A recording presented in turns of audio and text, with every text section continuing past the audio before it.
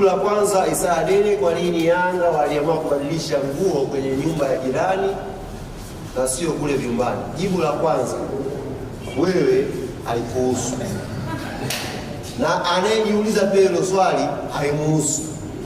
Inatuhusu sisi Yanga wenyewe, na ni maamuzi yetu na tumeyafanya na tumejipongeza kwa hayo maamuzi.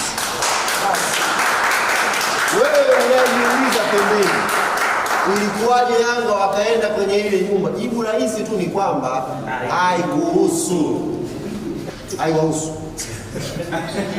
Maamuzi ya Yanga kuingia kwenye nyumba yetu ya maajabu, ile ni Magic House, miracle.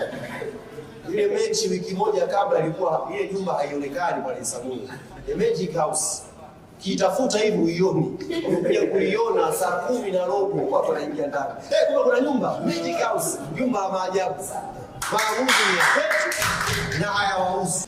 Maana nimeona mnapiga pressure hapa, sio nini? Taratibu zipo, kama kuna kosa tutaadhibiwa, fine tutalipa. Alhamdulillah. Sio shida zetu. Ila kama mna shida ya kurekebisha jambo, pa kurekebisha mlipaona mkakaa kimya. Kwa hiyo tulieni. Na nimewaambia mechi ijayo kama watapeleka pale Isamuhyo tena, Yanga tunaweza kufanya maamuzi mengine ya kuwashtua. Tunaweza kufanya maamuzi mengine ya kuwashtua. Hata kwenye chumba cha ghala wa silaha tukaingia.